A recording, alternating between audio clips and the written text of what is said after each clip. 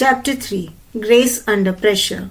My father was born to Dr. Jogesh Chandra Bagchi and his wife Ganga Tarini Devi in 1910 in then undivided Bengal. Going by the patchy accounts of his growing up, his early life was probably divided between Saraikela,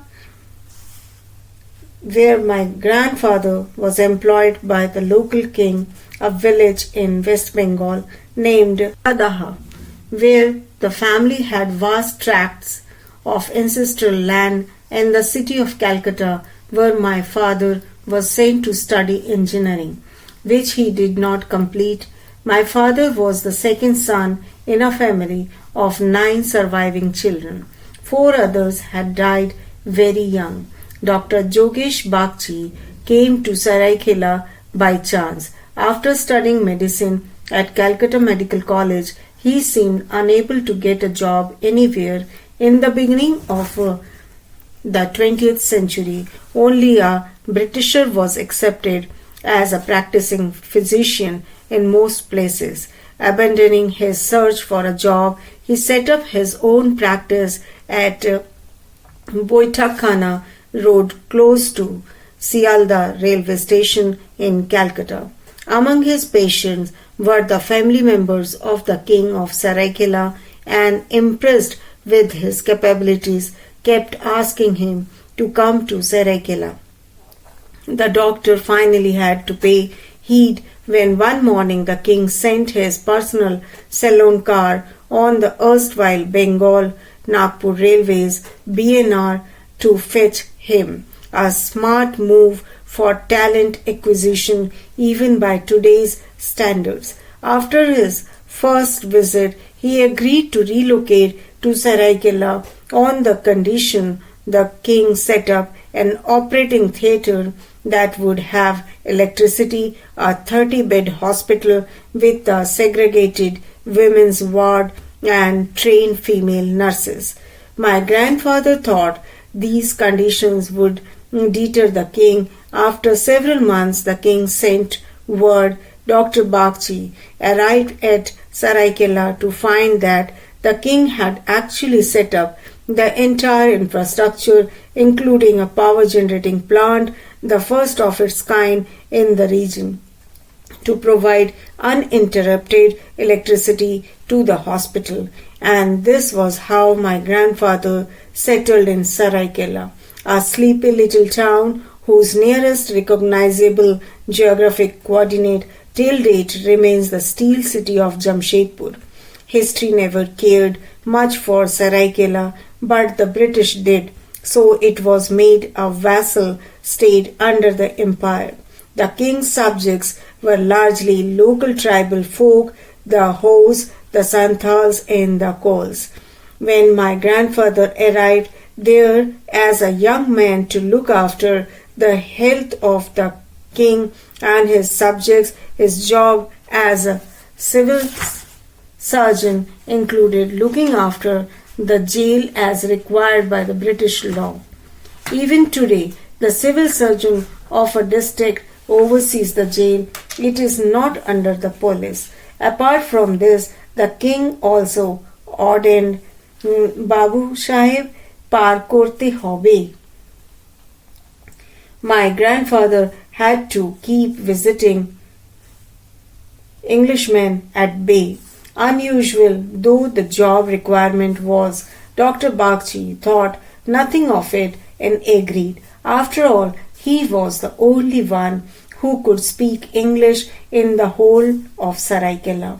So it was indeed reasonable for the king to ask for such an expansive job description of the young doctor. My grandfather, so far the only doctor the clan has ever produced, worked, lived, and died in Saraikela. By the time my parents got married and came to the house the old doctor had lived in, he was no more. My grandmother had died even earlier, yet his legacy lived on. My recollection of Saraikela is of a dusty little place with a bus stop, a police station, a small courthouse, a few grocery stores, a palace that I never saw, and a rivulet named Kharkai that wound through this place of obscurity. I have on occasion run away with a cousin to bathe in waters, but all the aunts would tell us stories of how the river must swallow one man every year. As myth went, one year the river even swallowed the king's brother.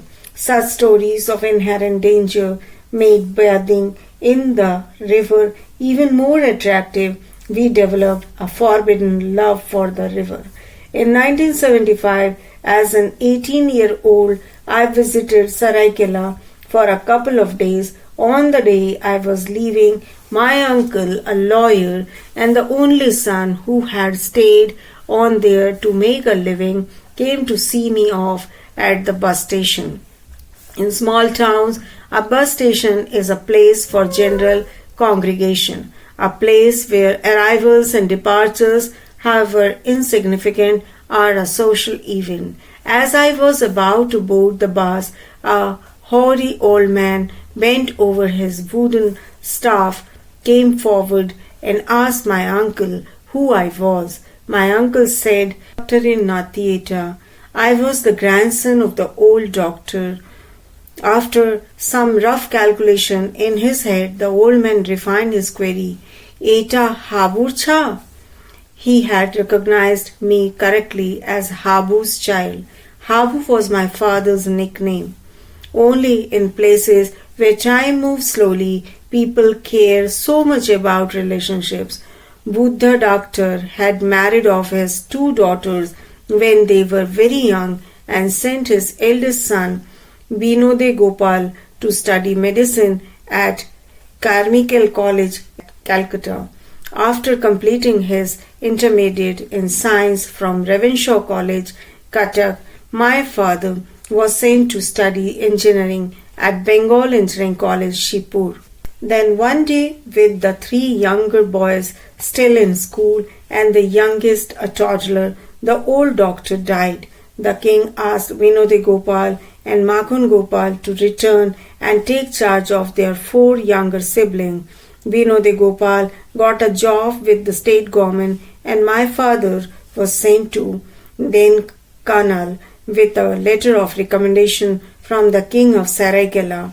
The king had given his daughter in marriage to the prince of Denkanal, an equally small vassal state in Orissa. Armed with the letter, my father came to the darbar of the king of Denkanal and was absorbed as Assistant Secretary of State for War Affairs. The World War which the British Crown was fighting never came to Denkanal, but as a vassal state, war dispatches were received from London from time to time.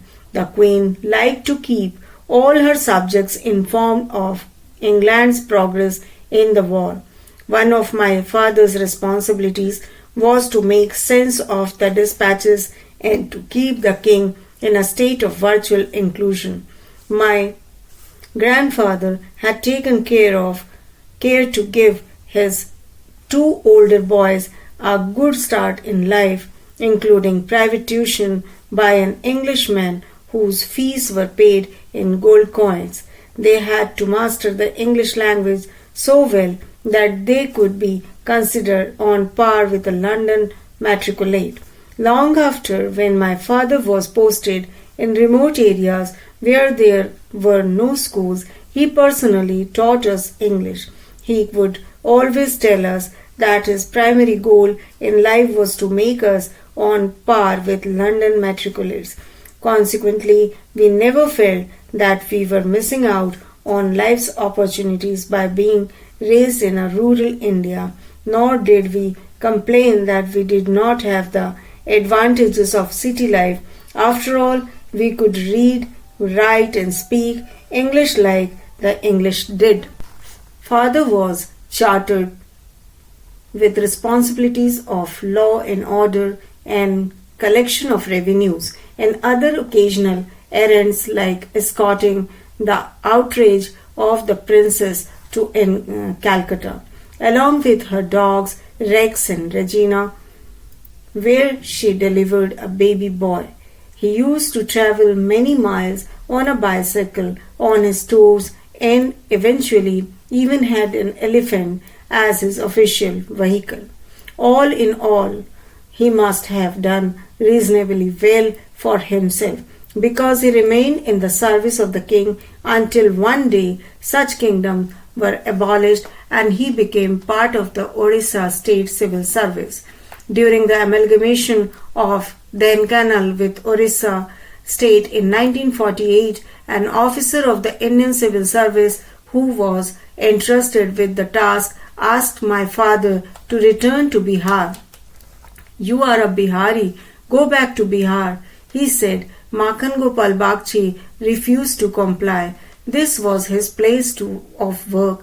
This was where he wanted to raise his children. The enraged ICS officer ordered his transfer to a smaller place and demoted him 2 levels. From being a first-class magistrate, he was relegated to a non-gazetted tehsildar with the powers of only a second-class judicial magistrate. In those days, the executive and the judiciary were not separated, and whether you were a first or a second-class magistrate determined the categories of offences you could hear. Years later, Dada Muni was adjudged the best all-round student at Ravenshaw College in Cuttack. The prize for that distinction had been instituted by the family of the same ICS officer who had demoted my father and ruined his career. My father never held any rancor against the officer who had demoted him because he had opted to stay on in Orissa for a larger goal, that of sending his children to college there.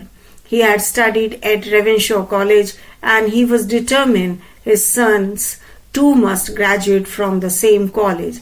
The demotion that permanently damaged his seniority seemed a small price to pay, and with Dada Muni's accomplishment as the best student, all was quits now for my father. Makhan Gopal Bagchi expected his children to grow up as upright, honest people who could hold their ground without fear or favor. He asked for tenacity ahead of ambition and required us to move on from the lows of life. There are the inevitable times in every life when we all must step on a thorn. It is never a pleasurable feeling. It is not meant to be. In that moment of pain, more often than not, we are focused not just on the pain itself, but on the anguish of being singled out, asking the inevitable "why me?" question. In the large scheme of things, that question is as irrelevant as the pain itself. All of us realize this sooner or later. What many of us do not comprehend is the futility of carrying the baggage of that pain into our future. As I step on the thorn, if I begin to blame the thorn, the pain has a tendency to linger. Sometimes the pain expands as time passes, its memory holding center stage, coloring how we view and feel about our lives. In life, we cannot avoid pain. What we can do is learn from the pain and move on.